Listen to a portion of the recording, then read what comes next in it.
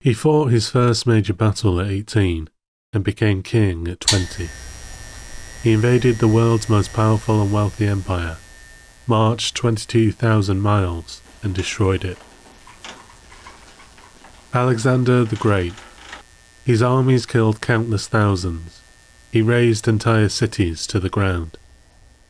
He sold women and children into slavery and murdered his most trusted military commanders. He overthrew tyrants and installed democracies, pardoned his enemies, and indulged foreign religions, cultures, and traditions. His world was ruthless, brutal, and strange. How are we to judge him? The basic story is this. Under the Persian kings Darius and Xerxes, Greece is invaded in 490 and 480 BC. Athens is burned to the ground. Think King Leonidas, the 300 Spartans and the Battle of Thermopylae. Think the movie 300. 150 years later, Philip of Macedon finds a gold mine and uses the wealth to create a large and virtually invincible army. He unites the Greek city-states by defeating them in battle and promising to invade Persia as revenge for the prior destruction of Athens. Philip is then assassinated, and it is his son, Alexander, who inherits the crown and the promise of war with mighty Persia. To secure his position, Alexander has all his rivals murdered, including his mother-in-law and her infant son.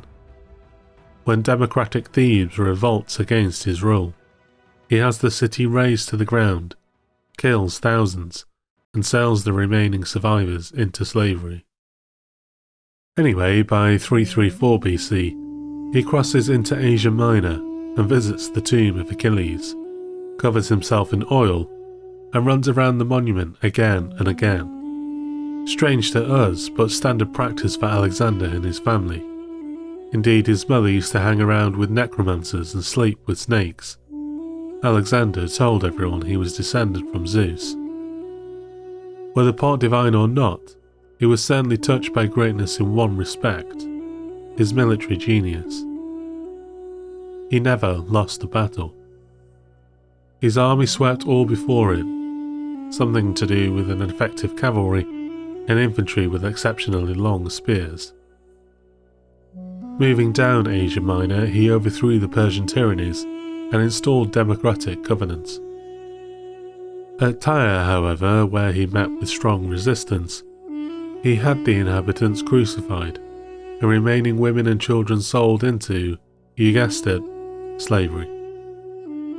By 332 he is declared Pharaoh of Egypt and visits an oracle at Suwa. He is shown the way by a group of talking snakes. Here a priest holds a tray with a stone on it. Your questions are answered based on how the stone slides about the tray. Lovely stuff.